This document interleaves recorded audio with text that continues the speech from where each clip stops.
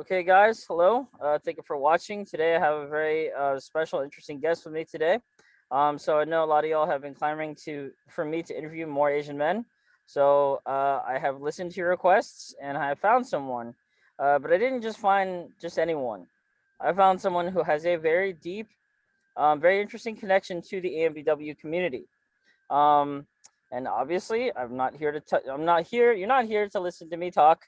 So I'm gonna let our special guest introduce himself, um, and talk a little bit about himself, or talk a lot about himself, basically whatever he wants to say, um, biting a couple guidelines. But yeah, without further ado, here he is. Hey guys, I think most people know me. If they don't know me, they'll probably hear about me soon. Pretty controversial figure in the most people call the AMBW. I put the black woman first, so it's BWAM to me. Um, I am the creator of BWAM. Since closed down site, we had the biggest amount of people on the site, about 10,000 plus, all over the world. It was created by a lovely lady named Amaryllis from the DC BW groups, and we decided to use BWAM as a hub to pull all the people together. Around 2009, 2010, became a big thing, was event oriented, had my own mission and view of how relations should go. Of course, I primarily date Black women, and it was just, I was wondering, other people did. Um, Race becomes a big issue, and we'll talk about that later. And yeah, uh, Okay. I'll give it over to you. Okay, great. So yeah, I just want to say that again, thank you for taking time out of your day to do this. I know that today is Father's Day, and happy Father's Day, by the way. But yeah, so we want to to do something special and to talk freely about this. Now, a lot of the people that I've talked to, and I'm just gonna speak sort of just in general terms here. A lot of the Black women, because that's mostly who I've interviewed, have told me their side of the story, their experiences, their thoughts, and whatnot. Um, and I have some controversial thoughts on it. We're definitely in this interview. We're not gonna shy away from that. Um, No, we are but not. yeah. But there was one thing that you literally just talked about right now, or I can't remember. It was you something that you literally just mentioned to me right now, or something that we were talking about before we started the show, and that was that there are a lot more women, sort of like in terms of online or in group, whatever presence wise. There's a lot more women than men. And like I was telling you, one of the things that I like to do, that I'm trying to do, that I've only done once so far, is try to basically set up a blind date show for this channel. I'm gonna speak honest now because I haven't done that. I haven't talked about this before in this channel, but um, it's hard to do that. It's really hard to do that. I'm gonna be honest now. There's a lot more Black women who want to do it, who are okay with sort of putting their business out there, literally for YouTube, and putting themselves out there, and basically participating in the show for everyone to see. Unfortunately, a lot of the Asian men that I talk to, a lot of single Asian men who are interested in Black women, uh, just don't want to do it for some reason. You know what I mean? And I'm sure, again, it's their business. Everyone has the right to say yes or no. That's absolutely fine. Not criticizing them personally, but what I am sort of puzzled and kind of a little bit disappointed in is, yes, there's not a whole lot of Asian men, in terms of these groups are not as far as like number wise, they're just not on the same level as Black women. And I know for a fact that Asian men do want to date outside their race. I know for a fact that a lot of Asian American men, especially, um, feel sort of, like kind of let down by how they are perceived, I guess, romantic, sort of in a romantic sense, or like a dating sense, whatever, what have you, because the media in general, Western media, likes to shit all over us. You know what I mean? Likes to sort of just prop up, Asian women as these sexual beings and Asian men sort of as these, sexless beings. And I feel like for me personally, this is a small YouTube channel. We're trying to grow still and whatnot. But I'm getting more subs every day. I'm getting more views every day. And one thing I want to do is try to prop up Asian men. And I can't do that. This is gonna sound kind of funny, but I can't do that without Asian men supporting me and trying to support them. It's like a whole scene in Jerry Maguire where Tom Cruise gets on his knees in front of Cuba Gooding and says, "Help me, help you." So Asian men, help me, help you by helping me. I'm not trying to sound confusing or anything like that, but like I said, I'm talking to you right now. You're an Asian man. We're gonna get into your experiences in a bit, but I just want to say that is one thing that is kind of pissing me off here. You know what I And mean? it should definitely piss you off. I think wow, Asian women look better than black women? I don't think so. Not across the board. That's my opinion. It might be controversial. I'll say that. I think uh with a lot of guys, and men don't want to probably admit this, but we there's a part of emotionality in us too. No one likes to get rejected. And sometimes they don't want to get put out there either, you know. And sometimes when you place things on just internet alone, you're judged at that one spot, and you're judged for what you just give out. And people don't really know you. They just know you by what you express right then and there, but they don't really know you, but they're so quick to judge. And I think a lot of guys are really worried about that, and not only judgment from himself, how he feels, either due to rejection, their friends saying something, or their family saying something, you know. Mm. It's just overall, there's a lot of pressures. And I said, my view is like this: if you're close to your family and your family does not want you dating black women, you know, you're not a man yet until you can step out that box and say, I make these decisions for my life. You know, I don't sleep with my family. I sleep with this woman I choose to be with. And when you find, and you can date anybody, you know, it's not a black, white, Asian thing. You know, you find a woman you like and you want to be with her, you want to be with her no matter what race she is. And in my view, and I said this from like, these days, race is so much of a big subject. It's so much of a big part about people's identity that they forget that it's a social construct. And a social contract to say it's not real. We make it to be real. And the government supports it. You have that little tick the little box, I'm this, I'm Asian, or I'm Hispanic, or I'm Hispanic white, you know. They kind of make you play that game, and we feed right into it, you know. And so especially with the social disparities going on right now, I mean, yeah, it's even more so. And it makes people choose sides instead of treating people like individuals as they come. And that's one of the main problems. We forget that we're human, and the other person across the room is human too. And if you want to approach that person, get to know the person, you got to go through a lot of barriers, and that's the biggest fear, you know, putting yourself out there. So that's just my view on it. It's a little deeper view that people don't want to understand or don't want to regard, because like me, I don't regard myself as just Asian. I regard myself as who I am. I'm Vee Sovauhn. That's who I am more importantly, you know. My race or your race is probably the last thing, the least important thing about you. But if you make it the most important thing, you have to deal with the barriers, the associations, and the stereotypes that go along with it. And that's always a problem. You're just adding issues when there shouldn't be, you know. Right. Yeah, for sure. Now I was gonna say that I'm gonna say something controversial, and I want your thoughts on it too. Um, so one question that I've asked pretty much every guest that I've had on so far, but I'm not gonna ask you directly because I'm getting tired of asking that question. Ask Um, it. but Please no, ask it. I'm gonna ask it, but then I'm gonna ask a more interesting way of asking it. So the question that I usually ask people is that, like, why do you think people are basically sort of hypocrites, or sort of like chicken when it comes to actually dating for real, like in terms of the AMBW community? Because like we've been talking, like there's a lot of online presence for these kinds of groups. There's actually quite a few of these AMBW groups online, and also on meetup.com. But in terms of actually dating and actually getting each other's numbers and going on dates and seeing what happens with that, not a whole lot of people are willing to actually step up. Like if you step into most of these groups, there's a lot of memes, there's a lot of jokes, there's a lot of dirty jokes, there's a lot of trolls. There's a lot of people just basically talking shit. You know what I mean? And not that there's anything wrong with that, but I feel kind of like the real purpose of these groups has sort of been forgotten and sort of pushed under the wayside or swept under the rug, because like you're saying, like it takes a lot to actually put yourself out there, to actually walk the walk. Talk is cheap, you know what I mean? And so one question that I've asked is, like, why do you guys think that is?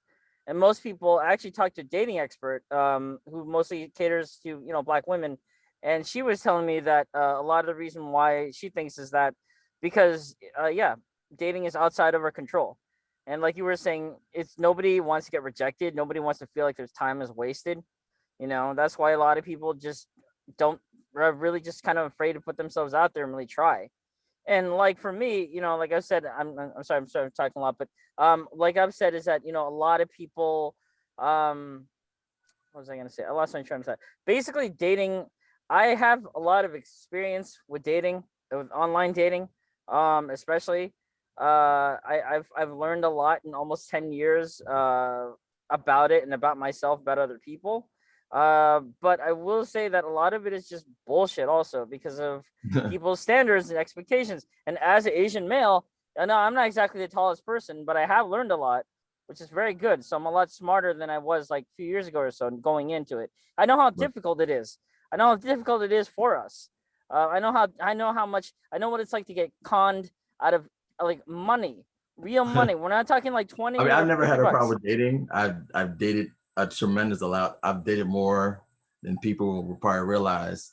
I think there's a lot of complexity to it. We're gonna as with the groups on the Facebook groups. I think the bad gossip has caught up people's experiences, and when people express experiences on the internet, it's usually negative.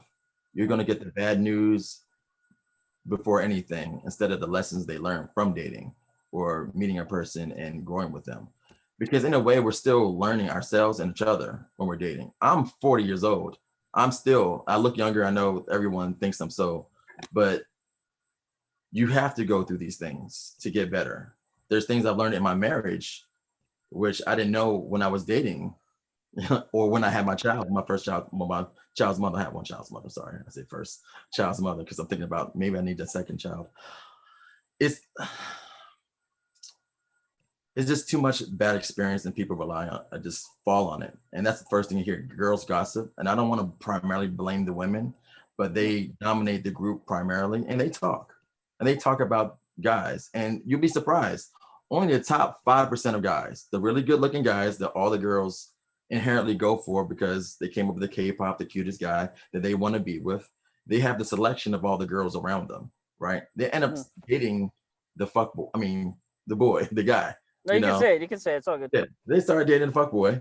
They get screwed over, and in relations and in dating, you kind of trade sex on the woman's part for relationships on the man part. Like women control the access to sex, and just being with her, and men we control the access to relationships, and guys, and that's probably another reason why guys don't get on. The players, they don't want to put themselves out there because they don't want to show their hand to all the people they're dating.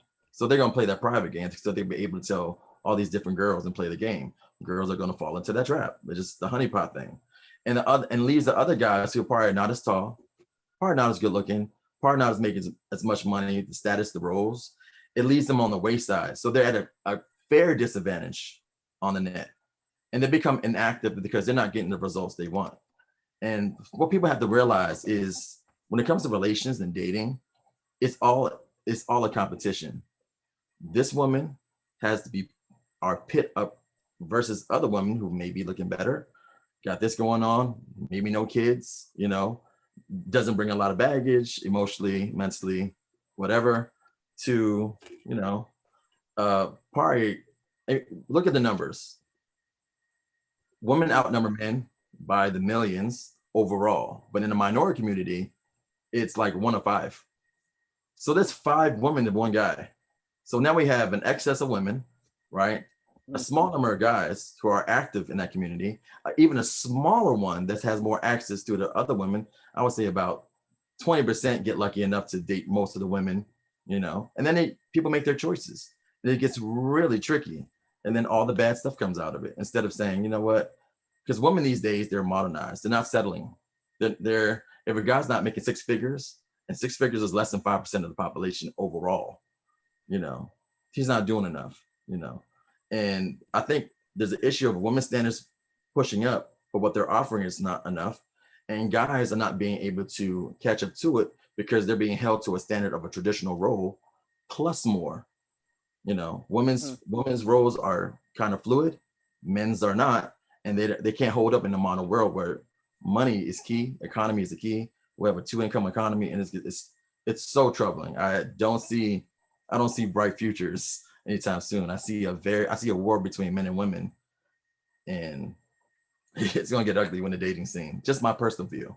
So Well, I mean, it's interesting that you say that because I've noticed that, obviously, just age-wise speaking, that you said how old you are. I'm 34, so and having a hard time comprehending that, but at the same time, it's like when I think about people that are younger than me, and even people, in my age bracket and whatnot, a lot of them are not getting married. A lot of young men, young women, going straight down. nowadays are not getting married. Like they're dating, they're hooking up, they're having sex, whatever. Might even be having children together out of wedlock, but they're not settling down with each other. And there's, like you were saying, there is a further divide between men and women. Right. And I honestly just can't comprehend it. Like in some ways, sometimes I think about it and I'm like, I'm kind of scared for the human race because it's like, okay, there's nothing wrong with being self-sufficient or being independent. That's fine. You hear women say, "Oh, I don't need a man," all that stuff. I got my own money, I got my own life, I'm building my own life. That's fine. But how do you think the human race is going to continue? I'm not Well, trying. Yeah, I think we're overpopulated anyway. We're gonna be fine. However, yeah, I do agree with you with the trend, right? And there it goes. I think you said it. And I don't think the women are going to talk to you about this or admit to it, but there's an age range and this can be found in the OkCupid, just the bit library. Pretty much they have the stats. Men find the range of women to be attractive between the age of like 22 and 25. That's when they're the most attractive. That's when they have, their sexual marketplace value rises the most, right? But they don't have the most, they're not stable, right? And that by the time they hit 30 and 40, when they hit that physical wall, their value goes down. I know this sounds crass. Women are gonna hate me for saying this, but it's true. Guys view women on their appearance, and it goes down. So because of feminism and this equality thing going on, women have kind of become their own men.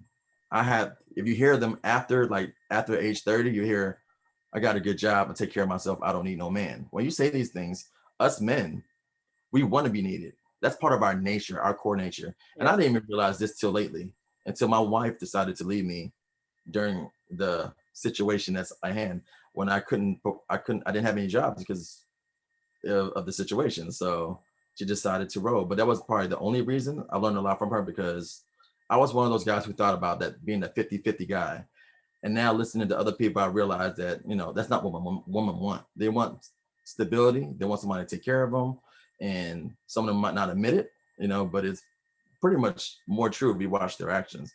And they're getting kind of frustrated. So they had to do it themselves. And by the time they hit that age where they're making a lot of money, their value appearance wise or go straight down. And they put all the time into their careers and school, but they forgot relationships because they're too busy hooking up during their 20s when they're most valuable, and forgot about relations and what a man needs or what they need as a woman, and defining those roles, and becomes problematic, So it's not looking good. It's not looking good, in my opinion. It can change because right now there's a conversation coming up. There's a conversation that women have dominated the internet for so long. Like if a guy had said something, right now they're gonna say, oh, he has women issues, he probably hates his mother. They're gonna say all this stuff because I just stated things. I stated an opinion, right?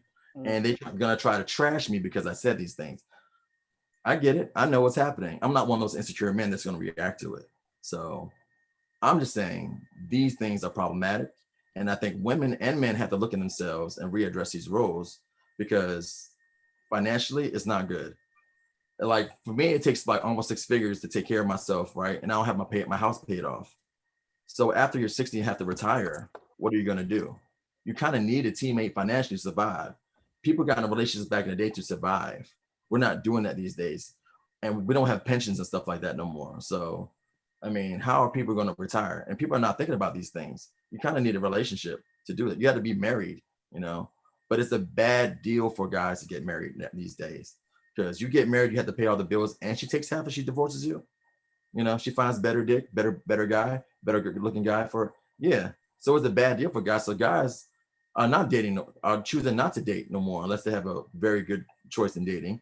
They'd rather pay for whatever to have fun.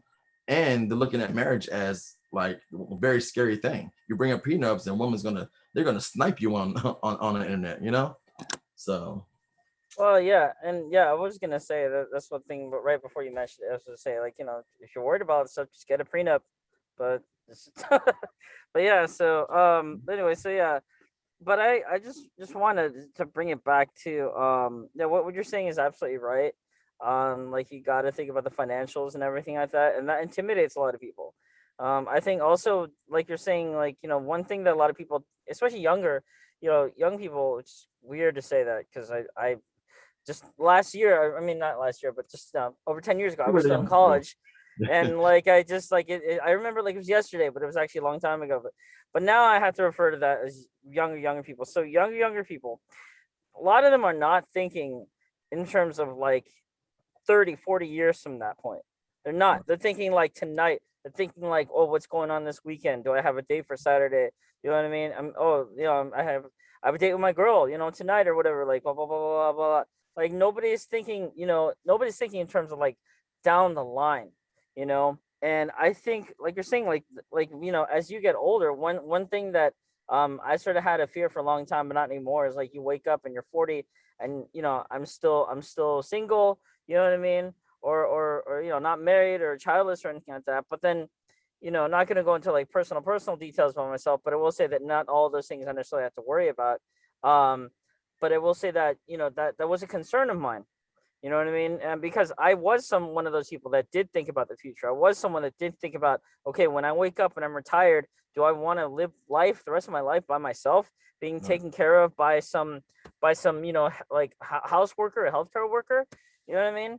And it's like, okay, I get it. Like, people want to be free and people want to be independent and have their fun, but you're only 20 something for so long. You're only 30 something for so long. You're only, you know what I mean? And then wake up, you go 50, 60, 70 years old. And after that, who knows how many years you have left? Right. So, I think like I was telling you before, I've had this conversation kind of with experience, or like, dating expert slash dating coach for Black women. And she, like I told you before, she told me a lot of her advice. It was kind of shorter interview, but it was a good one. She told me that, again, like, a lot of the reason why people don't want to think about this stuff is because they already know. They know that dating is outside of their control. So no matter how much they worry about it, it's not gonna do them any good, because whatever's gonna happen is gonna happen. You know what I mean? Like, it's like, I mean, you know what I mean? Like, you think about it, and I was it is kind of a depressing thought. You know what I mean? Like, you can be the most positive person, you can be the most negative person, whatever. You know what I mean? But at the end of the day, that doesn't mean fucking shit, because Right. life is gonna do whatever it wants to do with you. You know what I mean? And you can think of that as like predetermined or fate or coincidence, whatever. But I'm starting to think, you know what, like, maybe that's why a lot of people just don't really care, because they don't want to worry, because they don't want to accept the inevitable that their lives, or their love lives in particular in this instance, is not something that they can control. You know what I mean? So what do you think about all that? I think you can control this. I mean, like right now, I'm choosing not to be in a relationship because I'm separated for one. So there's some like legal issues and stuff I don't want to. Yeah. And but I am there. There are people who came at me. I was in a semi relationship with somebody, very beautiful girl, it didn't work out because my standards for certain things didn't work out. Um, she's an awesome person. I still care for her, you know. Hmm. And right now, there's a lot of girls trying to court and deal with me, because I got back to where I'm supposed to be. But I don't want to deal with them because I kind of realized that after the love and passion goes, well, the love is always going to be there. The passion and stuff that, is going to be finances, Hmm. and you want to deal with somebody that you kind of respect and that respects you. Because once a woman doesn't respect you no more, game is over, Hmm. and what a woman needs besides what a guy needs are kind of two different things. We need to be appreciated. If we love somebody, we're there 100%.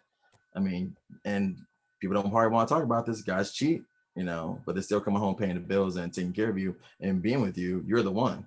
But women don't see that. They see that cheating as disrespect because in their view, loyalty is is what they leverage: sexual loyalty and in general emotional loyalty. But when a woman cheats, it's game over because she doesn't respect you anymore. And so I bring that up because those are the biggest things that's going on these days when it comes down to dating, and why people don't date and why people don't stay together anymore. Why relationships fail, because they don't want to make it work. It does take a lot of work. It does take learning another person. So and some people have advantages that other people don't. It's just how it goes. Better looking people have more access. People have more funds, to have more access. And now the internet has opened up the door for everybody, but people are still not getting the results they want. Why is that? Why is that? Because they're either not putting it out there because they don't want to be rejected. That's one. They're not getting the outcomes that they want, which is they're not getting into the relationships they want because they're being played. Women feel being used for their bodies. Guys feel being used for their money, So it becomes a very tricky thing. And the only way to be around it is to really go in yourself, find yourself, know what you have to work on, and know who you're looking for. And those things are difficult without dating, without making mistakes, And I've only see a couple of women right now, one particular that I have my eye on, like to say, hey, she kind of makes sense to me. While before I wasn't looking like that. I was just looking at looks and, okay, how long is this gonna last, or is this gonna work out? And I married my wife because I loved her.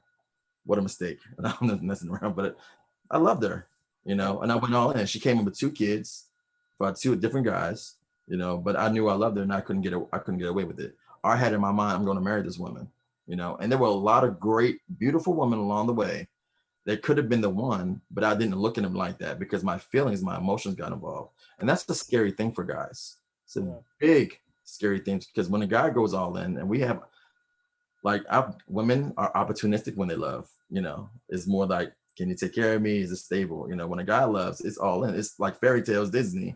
We love for real. But the way it's advertised in the world, it's the flip. It's like, no, that's not women love for real. Guys don't. No, that's not true. We love for real, and we go all in, and we do stupid things for love and make terrible mistakes for it, but it is what it is. And you learn your lesson. Talk to enough divorced men, you'll learn. It's real. Well, what do you think? Yeah, so that, yeah, absolutely. I think a lot of people agree with you on those statements. And then obviously there are some people who wouldn't agree. But that's what that's what the comment I'm section is talking. for. Yeah, if I'm talking, there's a bunch of people not agreeing because they No, hate no, my. no, 100%. And I want to make a controversial statement here, because yeah. So I want to say this, and I want to say this right now. And I want to see, obviously, again, like whoever's watching this video, you agree, disagree with anything that we're saying here, Comment. just comment, I'll subscribe. answer. I have no Yes, problem answering. Yes. exactly. Like the video, because YouTube algorithm is, yeah. But anyway, so sorry. So I will say this right now. I'm gonna say this: women are bigger players than men. Women are bigger players than men. However, another controversial statement: women don't want to admit that. They don't No. want to admit it because Never two admit it. things. Two things. Number one, they know that most of the time the ball is in their court. If they say that, if they say something like that, they say kind of like quote unquote incriminating statement like that, it's gonna make them look like assholes. It's gonna make them look like unlikable, unsympathetic people. And it also kind of shifts the ball back towards the middle. Maybe not to you directly, but toward the middle, a little bit less away from them. You know?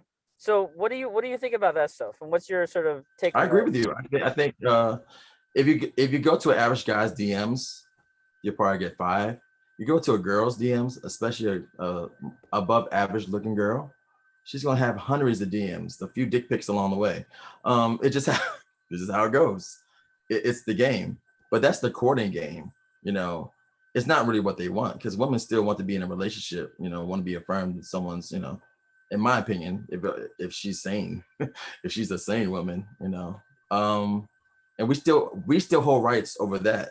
It's too many games right now, too many games, and women are just leveraging. I mean, I'll say, like, a girl who thinks a guy is green, beta or whatever, she'll leverage her, her virtue. Oh, I don't have that. I only been with 3 guys, or I'm a virgin or I've never been, and they'll leverage that, which is what we're looking at.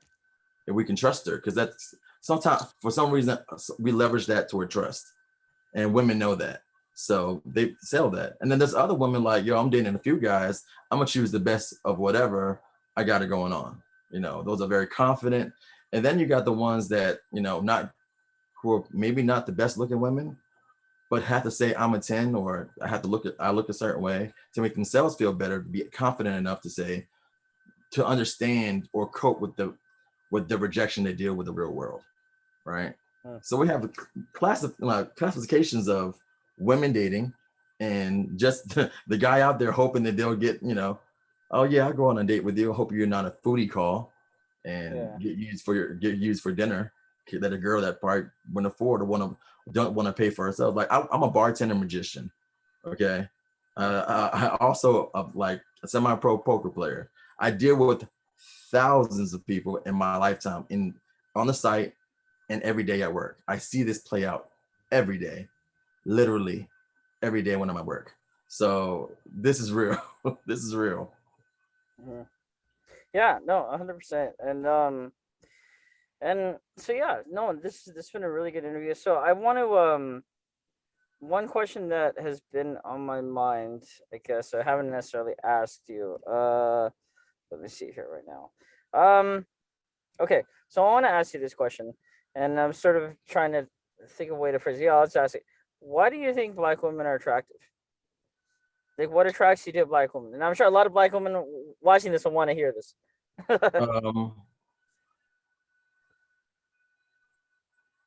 I grew up with black women, and I think because my adolescence, I find them attractive because I grew up in PG County. I grew up in the hood. You know what I'm saying? Like that was just PG County is like 90% black. All the affluent black people are here. That's me. I choose not to generalize why a woman is attractive based on her race.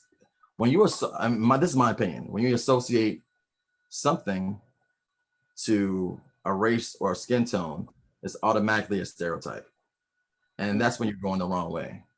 So I don't know why I am attracted to black women. I just know that I am. To sum it up in physical form or whatever will be foolish, because I'm not that type of idiot. I know. I am very well aware of what's going on. So I don't do that. I refuse to associate like big butts, lips to black women, because not all black women have big butts or lips or those features. They don't. There are some flat booty girls out there, and they're still attractive, and it's still bad as hell, So every woman is different. It depends on, for me, what makes a woman attractive is her femininity, cooperativeness, friendliness. Of course, me personally, I would love a more intelligent and wise woman. Because at least if she knows, if she's doing wrong, she knows it. We're not going to act a fool here, and those are more things that are more important to me personally, as because that's what I'm looking for in a partner, in the life partner who I want to be with, and I'm probably going to give it one more shot, and after that, then I'm done. But but they're out there. There are amazingly beautiful, excellent black women out there just waiting, and I think a lot of guys are just looking over them, because they don't put themselves out there. They're not always advertised. And the ones that, been out there, been used, I mean, they've been hurt. So you really have to be kind of careful. And one of the biggest things, one of the issues I have with the black community and black women is they play to this race thing too much. So it creates a lot of issues. The more you rely on who you are and your identity with race, the more you attach who you are to the misfortunes and associations that go along with it. If you stand as yourself as an individual, you'll be way much stronger, in my opinion. And you kind of push away those issues that come along with it. Like if I said I'm an Asian guy, and people assume that Asian guys got small dicks and we're short, which is I mean, then I had to play to that. I might joke about it, but it's not real. It's definitely not real. But the fact that I know that people might believe that, they assume that because that's all they know. The only way to beat these stereotypes and associations and stuff is to meet somebody on their level as an individual, meet them as a human being. So you can understand, oh, that shit ain't true. And we can all get together and be closer and interact, make our mistakes as humans, and just be all like, and grow together. That's the big point. And I want to go back to a point that you touched upon really recently. And again, this might be a more controversial interview, but that's fine because I feel like everyone needs to hear this stuff. So yeah, so let's jump right into it. So, one thing that you said while you were talking just now is like one thing that I guess like you turns you off or that like you don't like about it is like I guess like I'm sort of paraphrasing here, but like the black community relies on like the race thing. What talk about that? What race thing? What are you talking about Well, exactly? when I say the race thing is, I call it the game, the construct game. When people identify themselves because of their ethnic, remember, you can grow, you could be one race and grow up in a whole another country, have a different understanding of culture from that view. Now, if that's logically true, you should be able to tell yourself, maybe this is all a game. Maybe we hit the jackpot. We could have came out anybody's pussy and become any race, and we can actually form who we are. When you play the race game, you become kind of defensive, as if the world chose you and you can't dictate anything. When you think in the inverse, you can start dictating stuff, and that becomes the issue. If you hear a lot of women like say like, yeah, you know, we're being judged, we're being over sexualized and stuff like that, but who are you? That becomes another barrier. I had to deal with this whole another issue because you chose to take that on. You take the, I got to skip that, but I can never get to you as a woman or an individual who you are. I need to get to know who you are by core, because you're the person I want to be with probably for the rest of my life, or be my friend or whatever. But we too many issues are in the way. So I see that as a huge issue, terrible issue. And you hear it, and I'm pretty sure you've interviewed enough women to hear these issues just pop up over and over again. Why is it important when it becomes like to man and woman? You put a man and woman in a room alone, all the stuff should go out the door. You know, we're not dealing with, shouldn't be dealing with race issues, or like when the last police shot this poor person for no reason. You know what I'm saying? Those Mm. issues should go out the door. There should never be in that when it comes down to individuals, but they're just brought up, and people need, I think sometimes people need a purpose, and identity allows them that purpose because they never developed their own, they never achieved anything to say, hey, I did this in life. This is who I am. You had this, oh, well, I ain't really doing nothing. I went to college and they taught me all this, you know, and then you just go along with it. It's foolish. People just don't think enough for themselves. And that's a huge issue I see. You don't see a lot of individual more. You see a lot of people cut and paste, copycat. That's another one of those girls with another issue. Why do I got to deal with that? And that's just, it gets boring.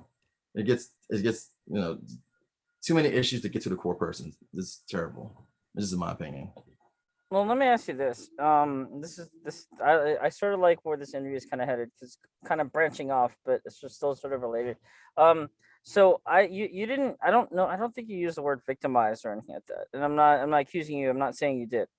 But I'm just saying, like, on a related note, I think what you're saying, what sort of problem that you're saying with, I guess, uh, the black community, I think the Asian community needs to sort of adopt that kind of that I don't want to say that way of thinking, but that issue. And I'll tell you why.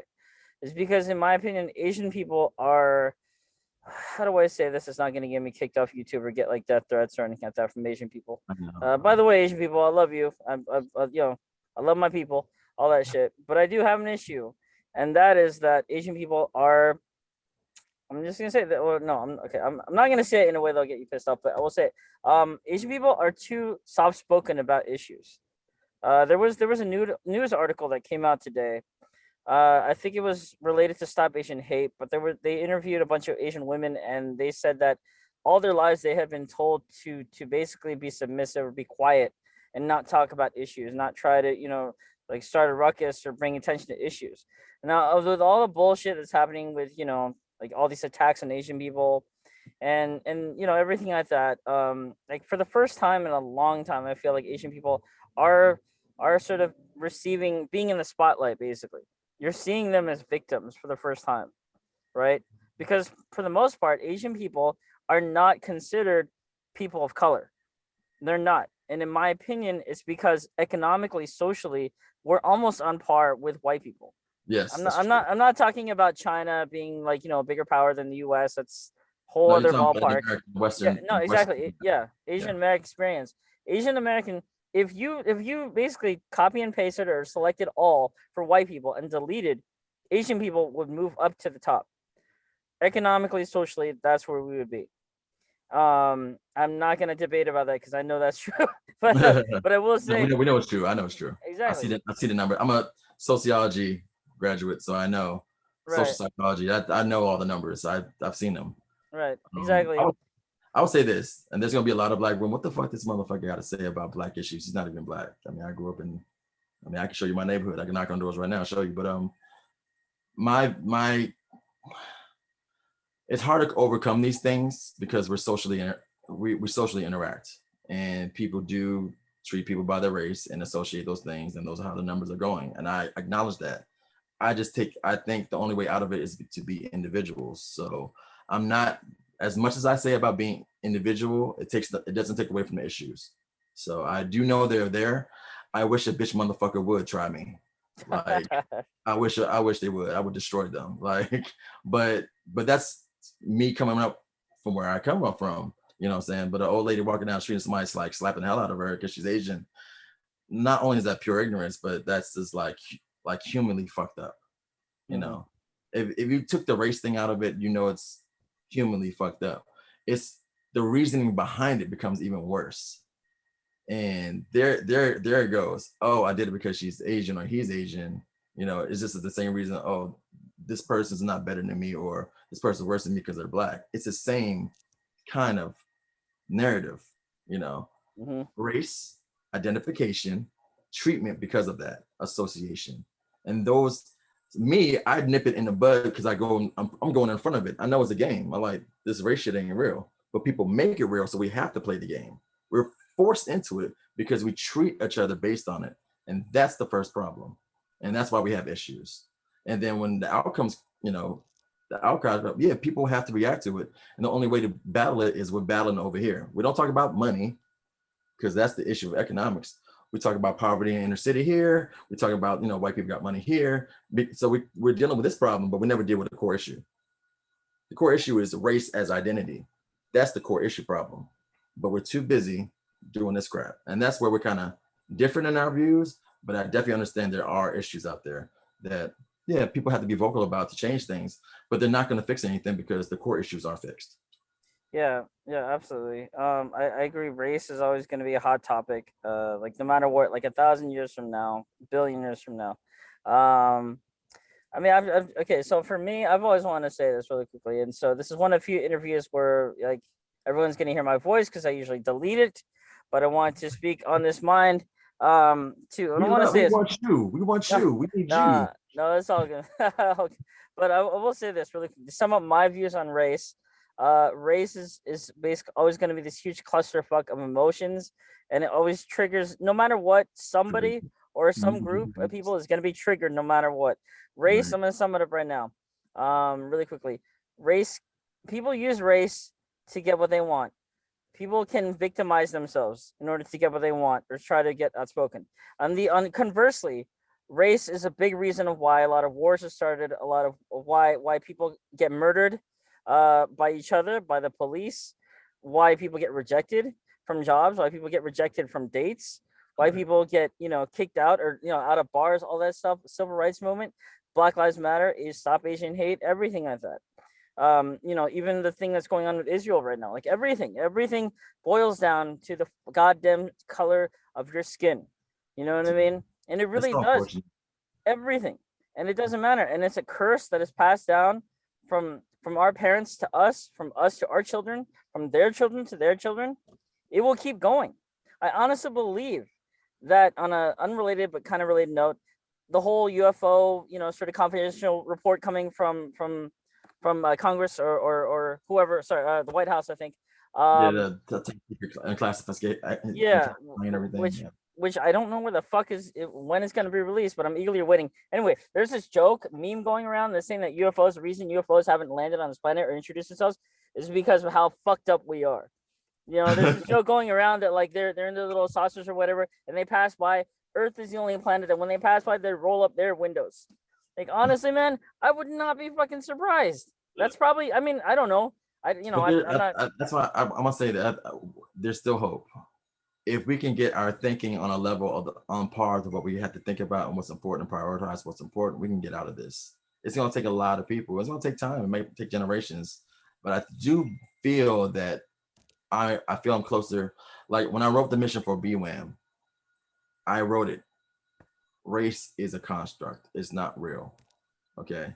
Mm, I know people think, oh, culture is blending black and Asian. I don't play those games. I'm more about the individuals coming together and becoming better human beings. And that's the most important thing. What makes you a better human being is not the issues you take, it's doing the right thing as a human being. I've made some terrible, fucked up mistakes in my life. And people are gonna put it out there and probably gonna be having another interview with you dealing with that issue. And I'm gonna tell you right now, it's gonna happen. And we have to work together, you know. And a big thing is now that let's play the race game. Us Asian men, if we want to date black women, we have to become their providers and protectors also. So we have to be that, and the only way to do that is be better men. mm-hmm. That's just my view. And I made my own mistakes, and I had to be a better man, and I'm working on that. So that's and there's a lot of great black women out there that are with nobody, and they feel that they have to settle. So let's not make them settle. Let's become better men and be with them. Right. No, absolutely. I completely agree. I think everyone needs to, sort of step it up, like in like the dating department. It's just like like for me personally, I've gone out. I don't know how many dates I've been on in the past almost 10 years now. But I have. I mean, yeah, it's just insane. Probably maybe over a few hundred, 300, a lot. I used to be what you call a serial dater, and admittedly, I did it a lot of the time because I didn't know what I wanted out of someone, out of a woman who could potentially be my wife or whatever, you know what I mean, anything like that. I didn't know. And then a lot of times I was just doing it because I was just sort of scared, I guess, of, what a lot of people thought of me in terms of like, oh, you're Asian man, you're being unwanted, you know what I mean, you're not exactly super tall or anything like that. So we got the shit. No, No, man, like, no, exactly. But I will, like yeah, exactly. based on who you are. Exactly. But I will say this though. When it comes to dating, I will say this one thing that I found out, because like I said, I'm not in my 20s anymore. Is that people in their 20s are basically dumbasses. Like, oh no, here's the thing. No, here's the thing. I was a dumbass. I was exactly because I made a lot of dumbass fucking mistakes when I was in my 20s. I've hit rock bottom. I've done, I've made a ton of mistakes, and I literally have hit rock bottom so low that I found myself in a legal situation. Um, I'm not going to go into details about it because that's my life, but let's just say that was a while ago. But Shit, my parents try to marry me out for $20,000 to a Cambodian and bring him over here. I'm like, why do I? Oh my god. That's I mean, it's yeah. Don't worry. There's even worse stories. So Exactly. No, it's cool. But I will say that hitting rock bottom, it forced me to change the way I dated.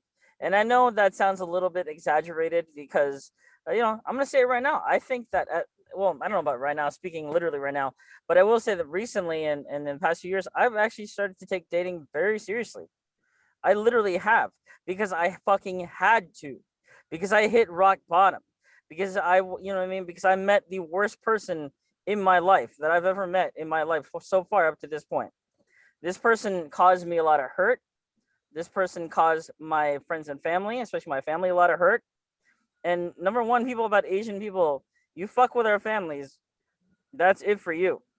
But I'm gonna say, so I have lost all respect for this person. This person has become the worst person I've ever met in my life. But thankfully though, whatever's up there, God or whatever you want to believe in, I truly believe that things happen for a reason, because I got my shit together. I started dating the right way. I started dating the smart way instead of just putting myself out there. And that's something that I've tried to tell other Asian men, especially because I feel as though, that was a wake up call for me. It's like, yes, you are Asian. Yes, you know what I mean? Whatever. Like, everyone's dating experience different. But Asian men, truthfully, honestly speaking, people don't know what it's like for us to try and date as Asian men. You don't know. because our fathers don't talk to us about this shit. No, our Their fathers. fathers, yeah, they don't. Their Yeah. dads don't talk about anything like that. You know what I mean? They No, don't. Then yeah. when I tell people, like the women I've been with, like I didn't get I love yous or good mornings or hugs. I didn't come up like that. And like I ended up in prison. My parents threw me out when I was 14 years old. I was homeless. 2 weeks later, I was in prison. And we'll talk about that later. I'm pretty sure they're gonna bring it up, the ladies. But I'm gonna tell you the things I've learned. With my child's mother, it was early when I first came home. I was 29 years old. So in essence, emotionally, I'm kind of 15 years old because I never dated for a long time because I was in prison for such a long time. And going out in relationships, I didn't know how to deal with it. So a little bit of disloyalty, I took it the wrong way. I didn't know how to forgive. So in a relationship, my child's mother is a great, awesome woman. She's beautiful. She's married to a great guy, beautiful son, and that's the lesson I learned. But I forgave too much in my second relationship, and I was dating off and on. I've dated many women. I'm sorry. I have to apologize for a lot of women that I was out there apologizing in public. You guys know who you are. We don't have to say no names. I ended up with my wife, with 2 children. I forgave too much. I didn't understand what being a man was. Now I'm learning more. So relationships are just a learning cycle. We get our hardest hits and we come back our best later, and we learn from it. And you sound like you've been in your own situation to learn from. And you're becoming a stronger and better man. So, and that's going to do nothing but be of value to the woman that you do end up with, who you do choose. Yeah, and I'm gonna say this right now too. So I know a lot of, and this definitely comes back to AMBW. So I know a lot of Asian men's expectation of women and Black women's expectation of men. A popular saying is that a woman, at least from her own words, I guess to paraphrase, is that they need a man, not a boy. But I'm gonna say right now that one thing that I learned from all that bullshit that I went through like 5 or 6 years ago or whatever, um, real man needs a woman, not a girl. Yeah. And I know, and I'm gonna say this right now because I've said that before, and it has triggered a lot of females. A lot of females. I'm gonna say this right now too. That just because you are over 18, literally, okay, the legal definition of a minor from a grown up is the difference, age difference. You're under 18, you're considered a minor, you're considered a girl. 18 and up, you're considered a woman, you're considered a grown up, an adult. That's not what I'm referring to. Anybody with common fucking sense will be able to tell you if you're an adult and you try to hook up with a minor, your ass is going to fucking jail. That's not what I'm talking about here. What I'm talking about is maturity level. What I'm talking about is the readiness to commit to a real man. Okay, ladies watching this at home, I'm sure, hopefully I haven't pissed off a lot of you, but I want you to think about this too, because you do have to think about this, okay? Just as men have to conduct themselves accordingly with women, women should conduct themselves accordingly with men. You are not there. Men are not there to get down on all fours and let you walk all over your them. ATMs. We're not here to be your ATMs. No, absolutely not. But yes, I would say this: women are not women these days. They think they are. No, but their roles have definitely, by their choice, by their movement, by their issue making, feminism and all this stuff. And because of the 2-income economy that you guys created, everything's more expensive now. You add inflation to that, and then you have these expectations that are unrealistic. Some of you women are not feminine, fit, cooperative enough, or know how to be a woman enough to keep. Okay, you can get a man, but you can't keep him. Keeping is the game for you guys. Mm-hmm. You can't keep a man. And yes, you got to be pissed off that I'm saying it or we're saying it, but you're hearing it from men. Mm-hmm. Ladies are right now, they're in this little echo chamber. That's women single. They just keep on talking to each other, and it's like they're always right and the man is always wrong. No, fellas, pull your pants up. You are men. You are the prize. If you're gonna take care of a woman, and in some cases y'all be taking care of a child, basically, it's like there is not an asset to have a woman. It becomes a liability. Let's look at it in a business point of view. And if you're a responsible, strong leader, you're able to deal with that liability and make it an asset. So for a woman to be an asset, you have to be at least peaceful, cooperative, and help me bring value in my life. And if you can't do that, you're not a woman. Sorry, you're just not.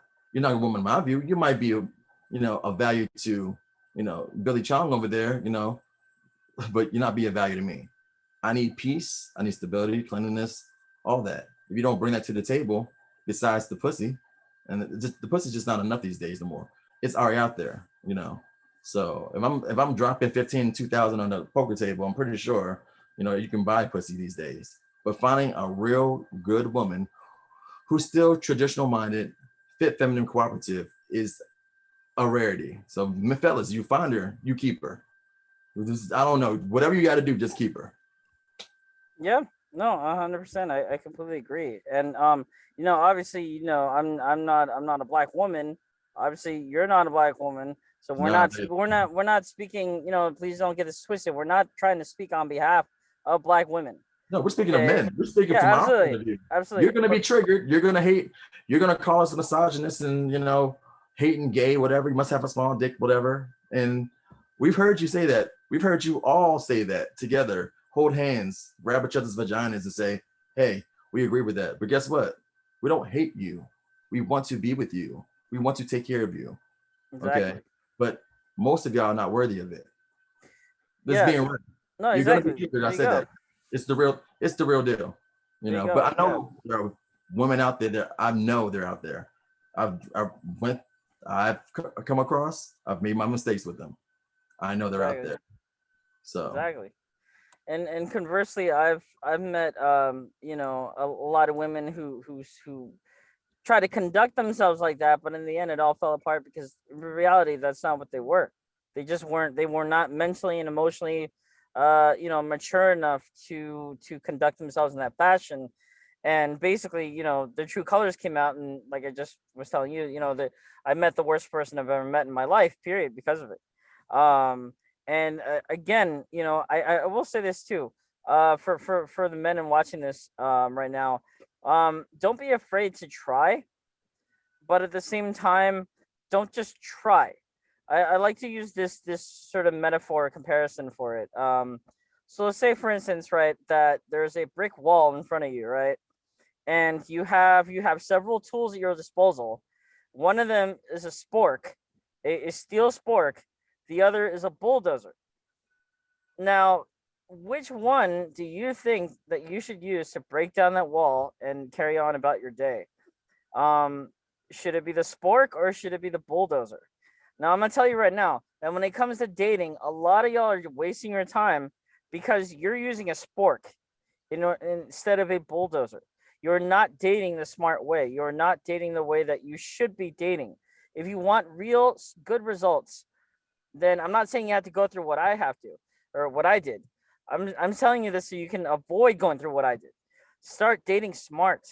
Start being forward, on whether you use online dating or not. If you're using online dating, just be forward about what you're looking for. Be forward about who you are so that you can attract the person that's right for you, the person that's on your level.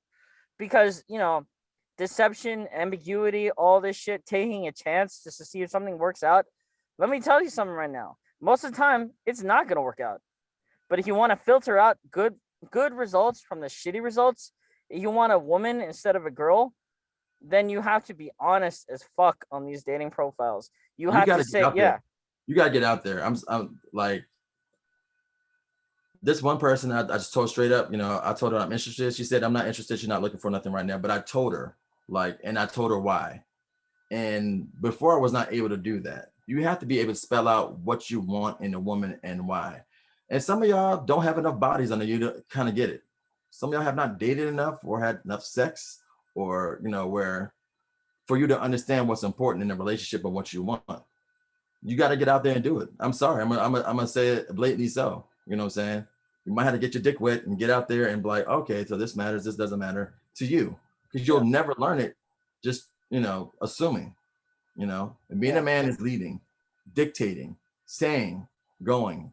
And if you're not doing nothing, you're just, all you do is be someone's simp and pay her bills. And then I'm like, oh, hope that worked. And then be frustrated at the results because she's not going to respect you because she doesn't know you. She hasn't met you yet. She won't respect you. and then she's going to use you because you allowed yourself to be used.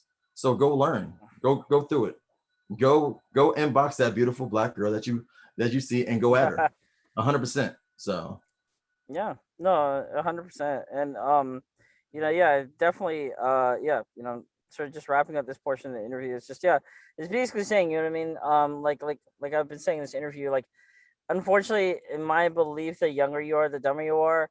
But it's because of those experiences that and all the mistakes that I made and being naive as I was or whatever, that I made those mistakes. Because of that, I was able to learn from those mistakes. So whatever mistakes you go through, or you make in your life, learn from them. If you have a shitty date, or if you have a shitty relationship, or you get cheated on or used or whatever, learn from that. I know it's hard at first. Trust me, I know. When you go through heartbreak or disappointment, especially when I was being as low as I was, I didn't want to talk to anybody. I didn't want to hear anybody. And a friend of mine, a good friend of mine, was telling me, yeah, man, I know you don't want to hear this right now, but etc., etc., etc. It was something really helpful, something positive that I needed to hear. I wasn't willing to hear at that point, but it was still useful in the long run. So just take from what you can, the shitty experiences.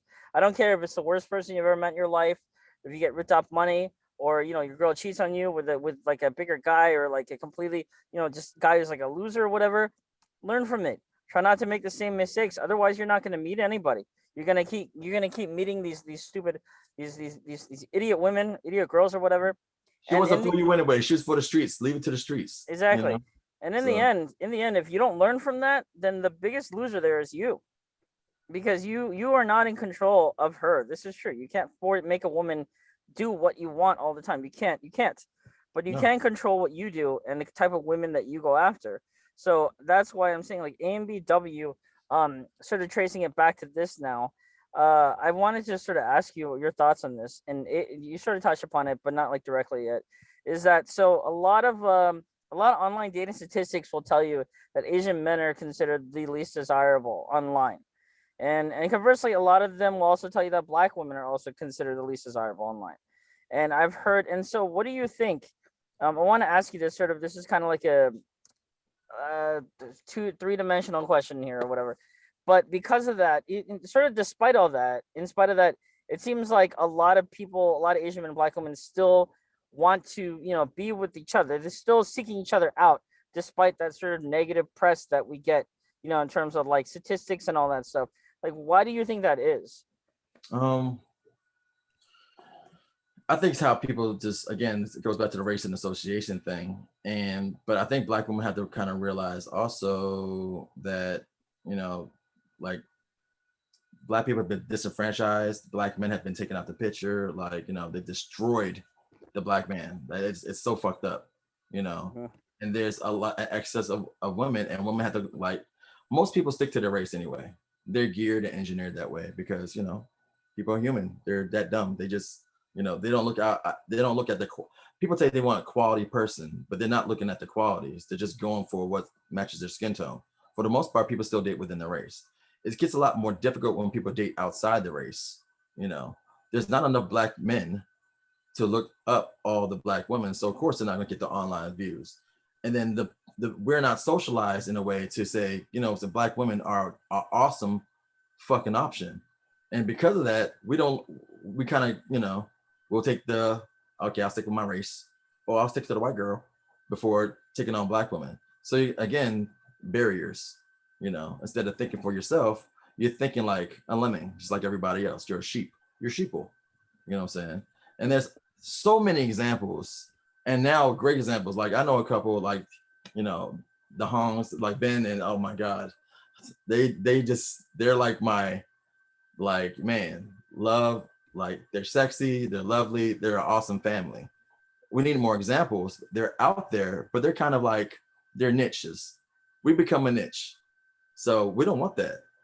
So, and the problem is there's just not enough guys going around looking for black women. There's not enough excess of guys. There's just more women than guys. So it's a lot of issues. We're talking about making a number issue. It's quantity, and not enough. There's not enough men to take care of all the women, to like deal with all the women. First issue. Second issue are the associations and stereotypes that go along with it. Not exercising options, not thinking for yourself, and then it plays out in real life, you know. Yeah, I want to ask you another controversial question. Do you think that there are more Asian men that want to date white women than there are Asian men that want to date I think black women?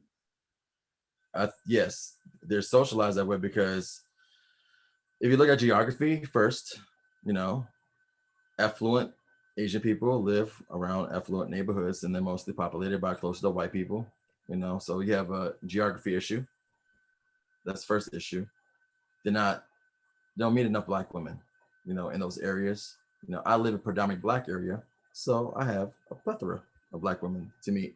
So it's so easy for me in the DMV, DC, Maryland, Virginia area, right? But you go outside of here, like, you know, down south, the west, it's just not like that. And I know it's like, I've been out of state, you know, I've been out of state where there's real racism and, you know, so there's so many issues.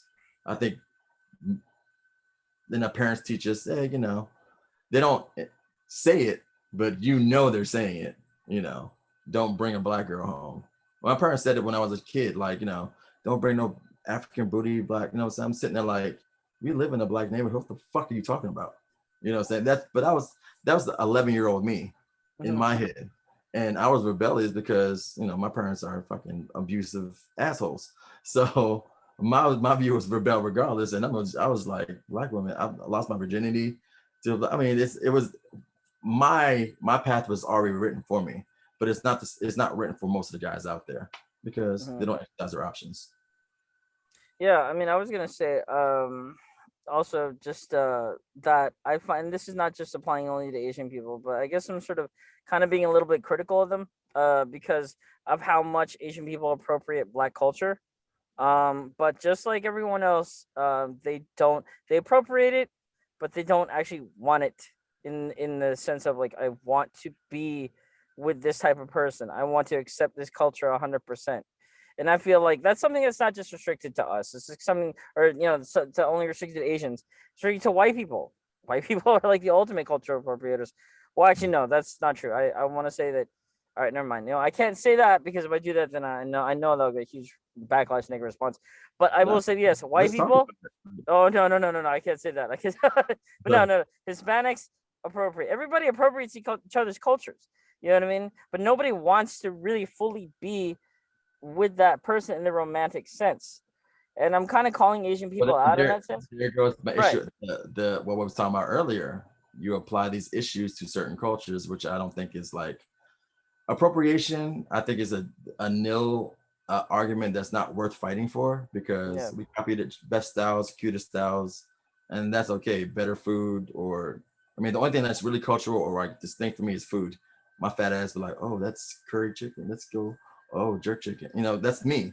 You know, Mm-hmm. but besides that, appropriation, does it really matter if a white girl has braids in her hair? Does it really fucking matter if the Asian guy has an afro and did it that way? It could be a style thing. Let them be them and do them. You know what I'm Right. saying? To make appropriation an issue, we're adding another issue in the way instead of dealing with each other and treating people like individuals becomes Yeah. another problem. Right. Again, it's the same stuff. So it plays out the same way. And I'm like, why are you worried about what another person doing? Pay your bills, do what you do your style, be you. Why are you worried about crazy what Tekashi 69 doing with his rainbow hair? I don't give a damn, you know what I'm saying? Like Exactly. Yeah. we got better things to worry about. People getting killed in the streets is something to worry about.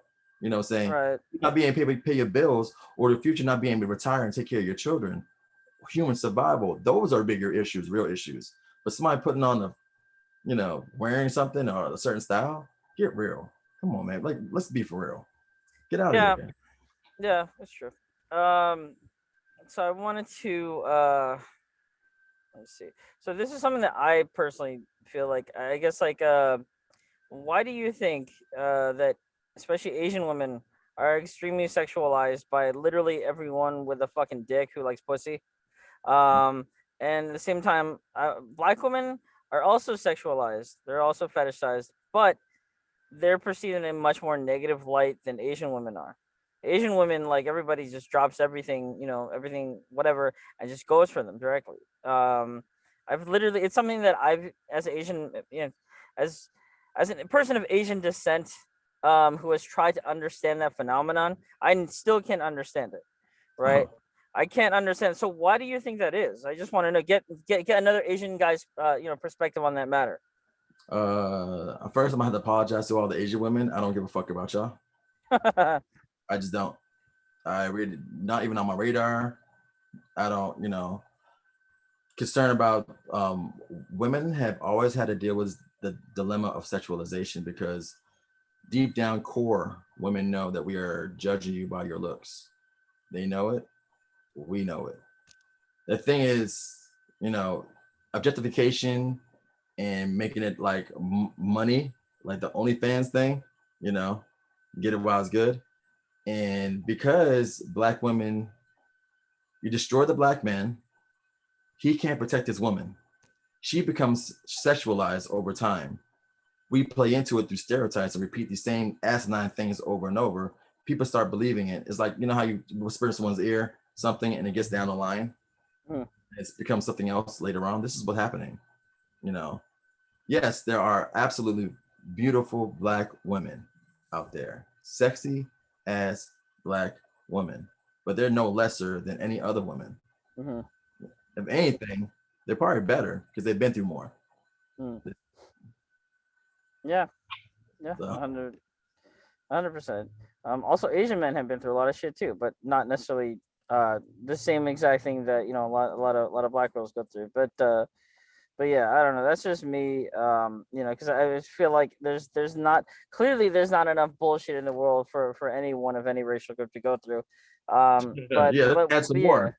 Now let's add it to each other too. Oh, let's argue it amongst each other and make it even worse. This is what people do on the internet. Like they find the most negative way to say things and say fuck it. I mean, I troll people because of it. I love trolling, fucking with people because wow, you guys really are like this. That's how you. But remember, internet is persona. It's not the real person. It's really there's a person behind that. That's not. Unless you meet them in real life and they act like that, then it's all fake. It's all funny to me. But if they act like that in real life, I'm like, okay, I'll let y'all later. Peace. Right. Yeah, absolutely. No, I don't want this interview to go on too long because it is Father's Day and I don't want to keep you from your family. But I don't care. But there's a couple of other big questions that I have. Number one, like we were discussing before the show, is this is not a question that I've asked any guest so far, and it's never come up in any short films that I've made for this channel or any interview or couple side, whatever. But it's something that's been on my mind for many years, and I've never really asked anyone this. So, what do you think about Asian people who say the N-word? And no, before anyone gets this twisted, N-word not in terms of calling someone that in a racist context, but I'm not gonna say it, but you know what I mean. Oh, nigga, look, I feel like this. I grew up in the hood. All my homeboys, I use it for my homeboys that I grew up with. Now, a person from the outside might have an opinion about it. Hey, you should know what I mean. If you know the intent of using the N-word is to degrade somebody, offend them, yes, you're right. They need the shit beat out of them. Okay. But if you know that they're not using it in that context, why are you treating them that way? And that's always my issue. It has to be black and white because we had to treat this word anyway to demonize it. No. What happened historically, it was used as a word to degrade. It's changed as a word of empowerment and then back to a word to degrade by the community because it creates enough issues to deal with it. Like you're making another issue. Again, it's the same problem. Create an issue out of something. If if someone's using it in the term of endearment or for our group around the way, saying those are my niggas, if I say that and someone else on the outside have a problem, if you have a problem with me, then guess what? You don't know me and you're just applying an issue you have with the word. That's your issue with the word. You deal with it.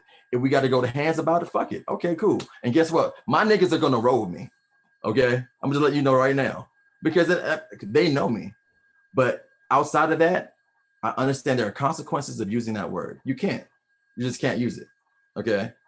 So then just don't do it. If you can't handle the consequences of using the word, don't use it. If you're not around your friends who understand you, know you, grew up with you, love you, okay, or have a better understanding, you know what I'm saying? They call me nigger all the time, chigga all the time, whatever. It's all fun and games, you know what I'm saying? Because we know each other. And the issue goes back to not knowing people and trying to put labels and making race an issue, when it doesn't have to be. Now, if a cracker motherfucker come over and say, hey, yo, what's up with that nigger that you're hanging out with?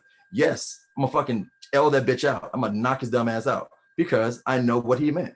But don't take it out of context. Make it mean something else when it's not meant to be offensive and make it offensive to you. You're asking for an issue now. You created that. Okay, but that's my relationship with the word. I grew up differently. I did 14 years in prison. But I will say this. I'm gonna tell you an experience I had in prison. Nation NOI guy, Nation Islam guy, called a white guy a cracker on the walk back going into prison. I was. White guy the next day stabbed that dude in the neck, got flown out. I don't know if he died or not. But that made me realize how important that people make race. These white guy had a certain belief. This black gentleman had a certain belief. They bought into it, and then someone's life was taken or almost taken because of it. That's how an idea can become powerful when it doesn't even have to be like that. You know what I'm saying? If they regard and treat each other as human beings instead of as a race or as something else, or as beneath them because of a race or the association of it, it wouldn't have been an issue. We create this issue.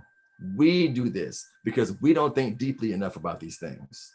We make things that are not serious. We make things that are serious and we don't talk about it. That's our problem. So that's my take on it. Fuck y'all, all y'all that have an issue with it. You know what I'm saying?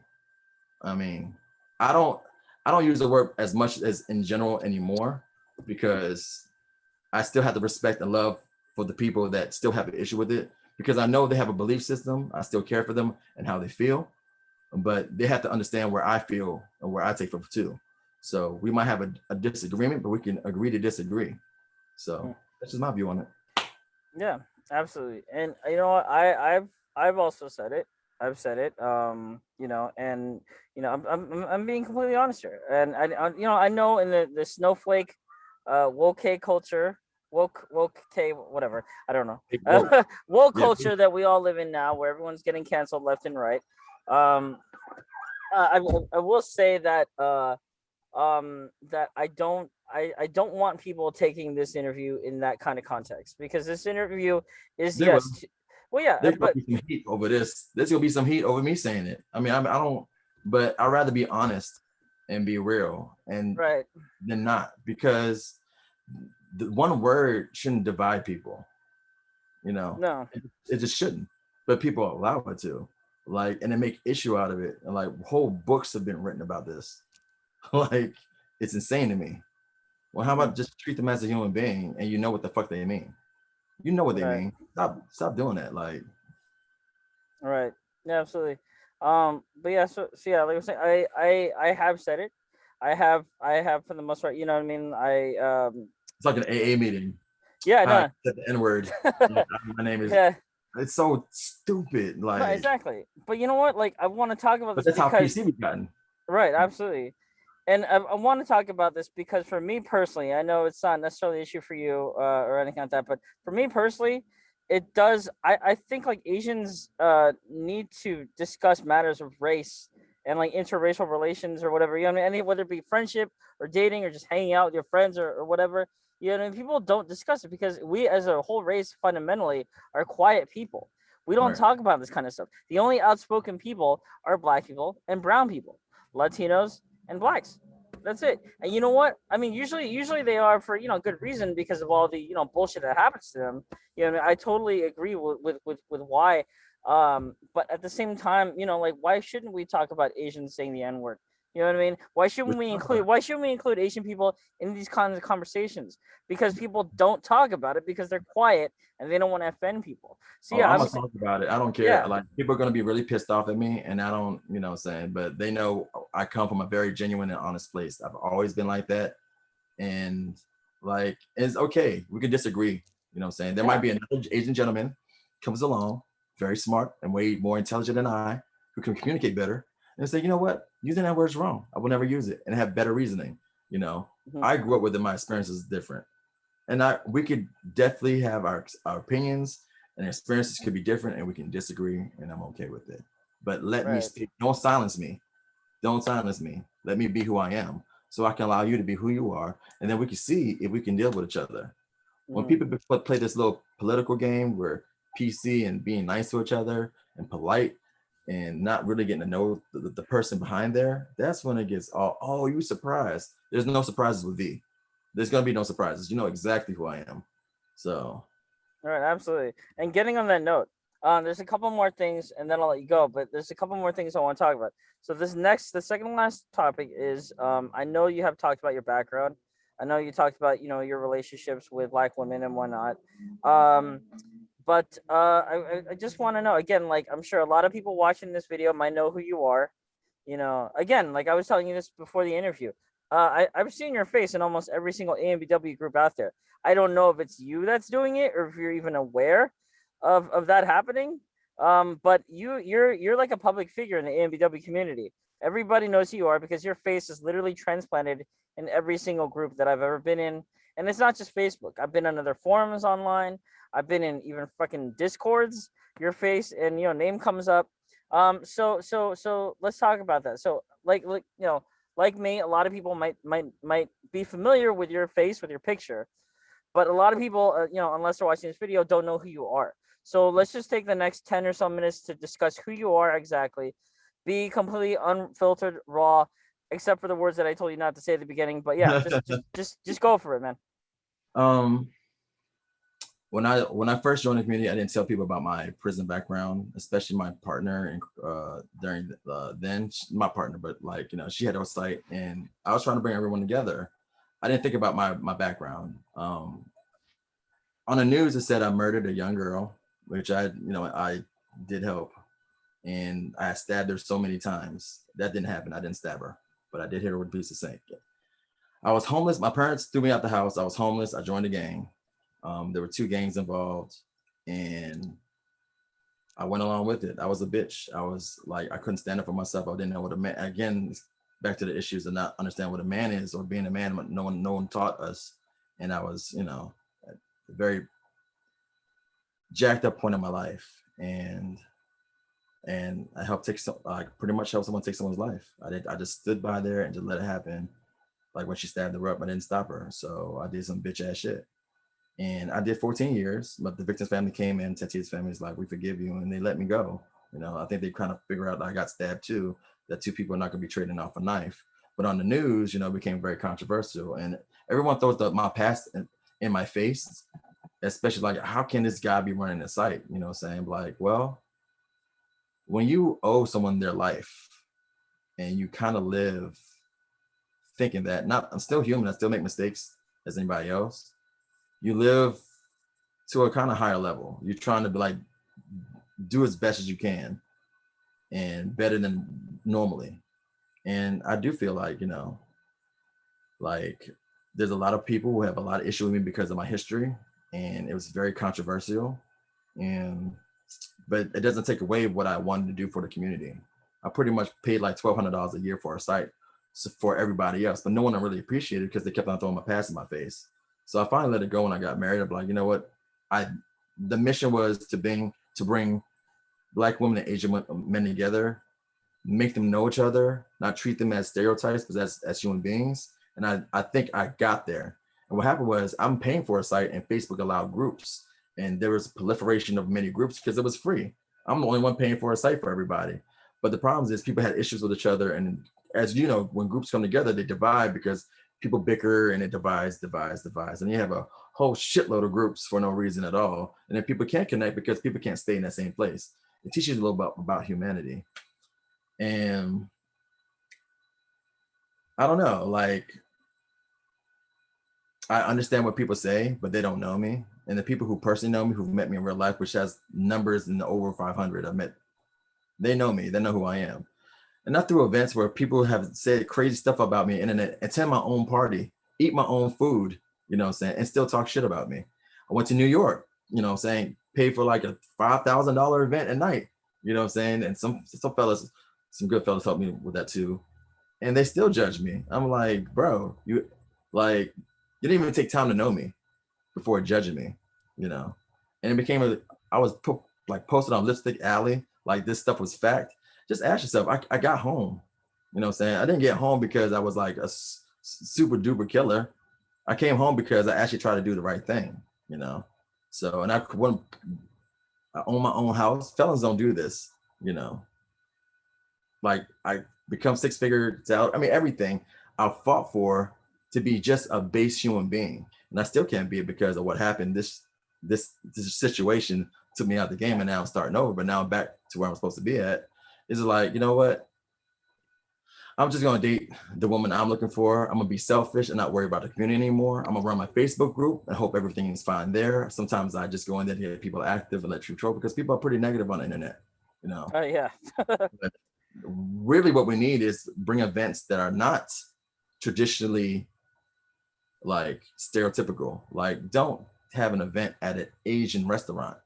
That's stupid. You know, it makes people feel uneasy. And then you don't even know what type of Asian guys are showing up. It's dumb. I threw house parties because it's comfortable for everybody to come to a house party. It makes sense for me. Or bowling, that makes sense. You know what I'm saying?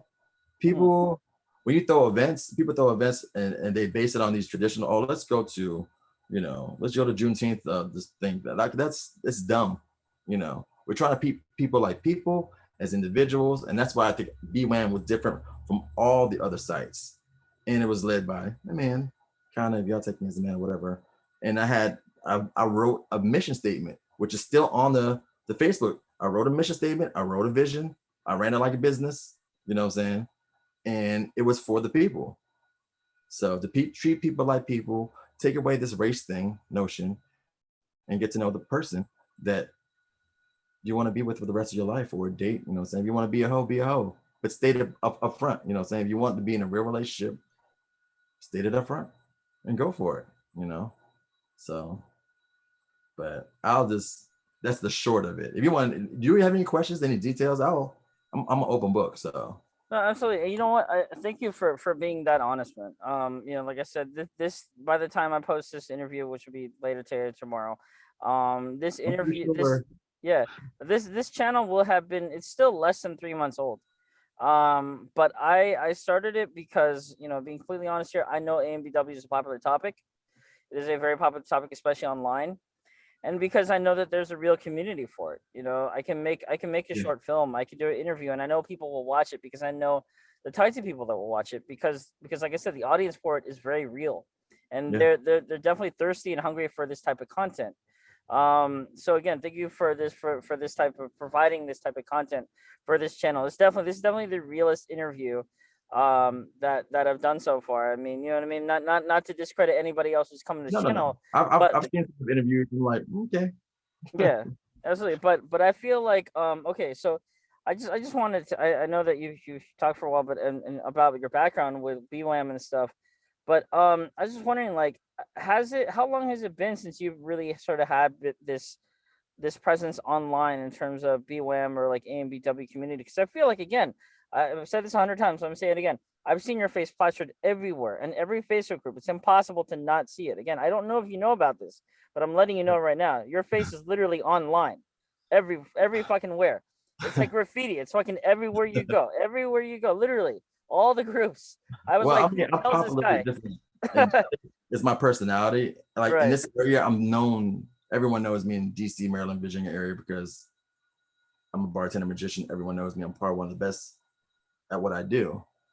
And that I thought I was one of the best at what I did too. Um, Being conscious of people's where they come from, why they think what they think, my disagreement with it, being honest and genuine and putting it all out there. And that's the biggest fear people have. Like, I had the advantage of I'm going to be judged for the rest of my life. I have no say and no choice at it. So I had either two choices: hide like a little bitch and just live my life and no one will know, or try to attempt to make a positive change to help as many people as I can with my skill set and what I was given. I was supposed to die plenty of times in prison, but I was kept alive for some reason. So for me, there was some purpose, and I think I'm fulfilled a lot of it, you know, and I still have more to do. And it started 9 years ago. I was in a halfway house on a computer, which I shouldn't have had, typing up and putting together what I wanted to do when I came home. And one of the things was put a website together for Black women and Asian men. And all the groups was AMBW, AMBW. I said, why are they putting the Asian men in front of Black women? So I just changed it up. Black women come first, Asian men go behind, hit the United behind it, put the number 2, like, because it was the second coming after the AMBWDC. And like, what I saw was every group had a few people here active, a few people there, and then it would die, Yeah. My view on it was, well, start a conversation over there and everywhere, because I'm pretty charismatic, and bring them all into one place, make BWAM the hub for everybody, hate each other, love each other, and let it ride. People will naturally interact eventually, they will interact eventually. You put them in the same place. So whether it be good or bad, that's really determined by the individual, the outcomes and their motivations behind it, and let it happen. And it happened. My first event, I had over 130 people. Wow. And second, come to my house party, just pictures, saying second event, another house party. And still it got dirty. Like some people, crazy things happened. They tried to blame me for it. A girl put herself in a situation in a room with a guy that was married, and, saying it's, and then judgment came on upon that. We're going to say if she put herself in a situation, she's going to say she got coerced, there was alcohol involved, so nothing really crazy happened. And then these things get perpetuated and they blame the person that brought it together. My intention was to make something beautiful, make people have fun. My intention was for not what individuals did. And for people to blame me for things like that was like, that's the type of stuff that eats at you, you know what I'm saying? You're putting in money, you're putting in time, you're putting in effort for all these people, and they don't give a fuck about you because all they care is about themselves. And that was like the straw, but that's kept. I did it for 10 years, so I laid over $15,000. You know what I'm saying? Just for the community, and no one ever gave a fuck, for real. There's nothing but negativity said about me in the community now, which is because they don't know me. The ones that do know me and like know who I am, my core, yeah. But I can't change what people think, or you have to just know me. So, and luckily I have some great people in my life. I have so many pockets of friends, and I'm lucky, and I'm out there. I'm always open. Some people I just don't want to talk to because I know it's just a bunch of issues I'm talking to. I might shut you down, but I would say I wouldn't trade my experiences, the hurt, the pain, the disappointment that I've been through for anything, because I've lived a crazy life, and I'm still living it. And, and seeing people get together, all the beautiful Blasian babies. Oh my God. The pictures of these beautiful babies. Yeah. It will just change your life. You're like, you know what I'm saying? Even sometimes a relationship doesn't work out. Sometimes a relationship flourishes. And you kind of realize, you know what? It was enough for nothing. I did the right thing. And if I had to do it all again, I'd probably do it again. So, and that's how much I care about this community and the people in it. We're not all perfect. There are some psychos and crazy and creeps out there, no question. But the intention was never ill. It was really all love. That's all I wanted for people. Right, for sure. And I just want to say thank you again for all that you've done in the past, and I'm sure that a lot of people who are getting to know you just now, who for like the very first time, are thankful of that. But I just want to say again, sort of like kind of christen you unofficially as like one of like the godfathers of AMBW or BWAM. Welcome back to the scene, sir, because if people didn't know you before, they know you now. I've been trying MIA, but I'm no, that's not gonna happen after this. No, probably won't. It's not gonna happen after this, man. A lot of judgment in that fucking asshole slap this shit. Like, just understand, even I might believe something today, it could change tomorrow. But this is where I am right now, today, Father's Day in 2021. This is where I'm at in my process of growing, and you guys are in your processes. And I hope to meet a lot of you. I've met a lot of you, and let's make it all love. Let's bring all of us together. Yeah, absolutely. Hang on, what was I gonna say? Yeah, what do you? Okay, I have one last. Well, actually, a couple more things, but the second last thing is that. Oh, I'm talking about. But yeah, the second to last thing is that. So having done all that in the past, and being as active as you have been, and then, like everything else in your life, what do you think about? This is sort of sort of it can be an interesting question. But again, I have to sort of label you as like one of the godfathers of AMBW. It's actually I'm not gonna lie. That's probably how I'm gonna like sort of like title this video: "Interview with the Godfather of AMBW." But no. Cool. That would be fun. But what do you think about like compared to how you know it was when you first set up all those events compared to now? How do you view the AMBW scene now? How do you think? Do you think it's I would fallen a say lot? it's I think it's not the same. You had Yeah. some very charismatic core people, um, awesome people back in the day that put themselves out there, that showed up. You know what I'm saying? Like, we're going to New York, we're going to New York. We're going to Florida, we're going to Florida. We're going to Maryland, DC, we're going to do it. We said it, we put money aside, we did it, you know, and we went for it. These days, people are like, they do a lot of this on the internet and not showing up. That's the very big difference these days. And I don't know. I mean, there's a lot of things that are scary out there these days, and I understand it. And you'll never know what happened. You'll never know what happens in those events. But and these events, they're not as, I don't think they're as quality or as good as the first few events that I had, because they were monstrous events, you know. Mm-hmm. And people were a lot more innocent. And I think the age groups, we've gotten older. My age group has gotten older. You know what I'm saying? When I came home, I was 29, but I was acting like I was 20. I ain't had no money to my name for real, but I still got people to give me money, and then we just throw these events, put the food together, and we just did it, you know. But these days, people are like really, I don't know.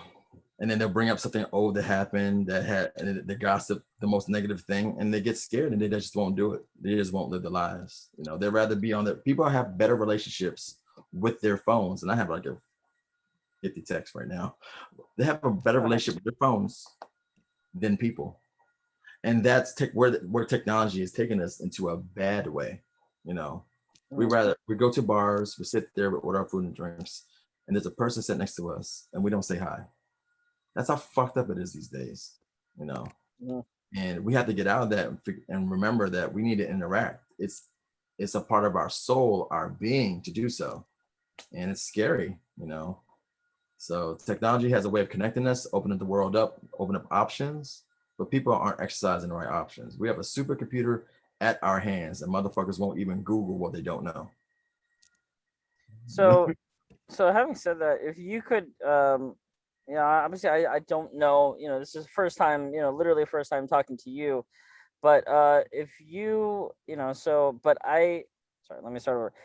If you could like hypothetically do these things that you've done in the past, you could sort of like, you know, like set like a reboot for yourself, right? Try to launch, you know, the movement back into the stratosphere and, you know, carry off where you left off. Like having said all that now, like how would you do things differently? How would you sort of bring How would I do that these days? yeah.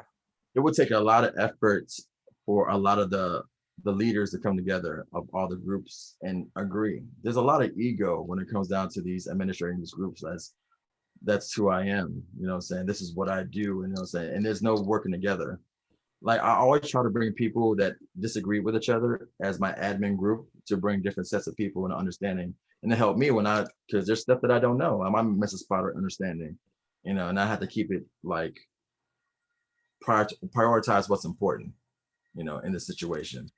And it's going to take a lot of like the event people at the meetup events, those admins, to work with people from the other various groups and together and have one event together, working together. And I don't see it happening because too many egos are now involved, and they can't take away. They don't even know what's important. It's more important to bring people together than you just administrating a group. Right.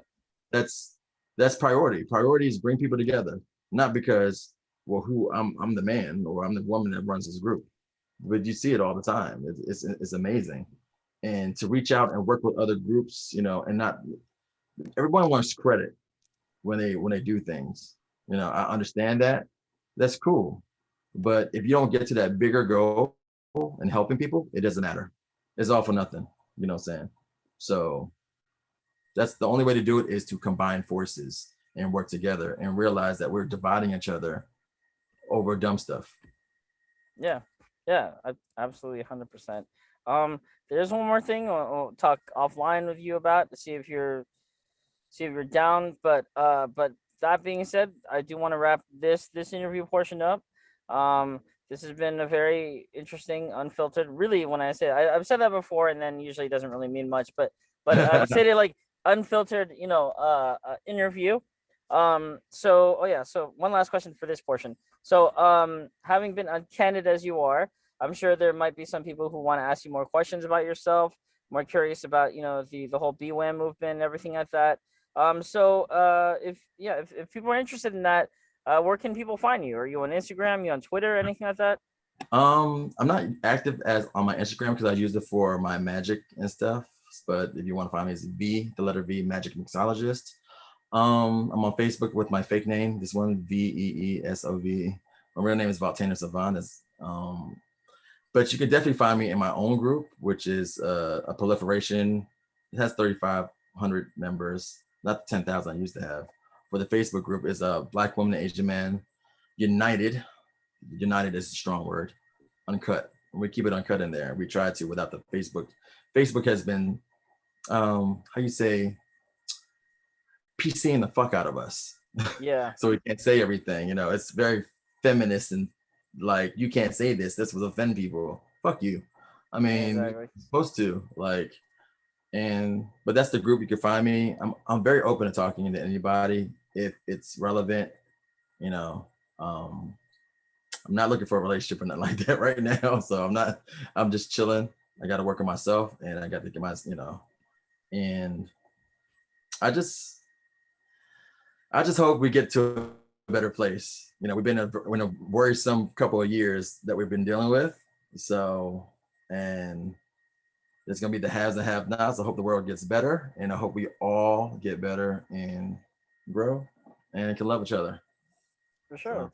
For sure, man. We'll talk. Well, thank you very much again. Hopefully we can, collaborate again, in the future on different project. I have one thing in mind. Well, actually, I have one literally I'm thing. there for you. Yeah, one thing after this, but then I have another thing after that. So anyway, yeah. So thank you for this time, everyone. If you enjoyed this video, please remember to subscribe, like, and comment. Don't be too hard on the comments. Absolutely. Just remember keep it civil at least. But thank you for watching. And peace out, guys. We'll catch you on the next video. So.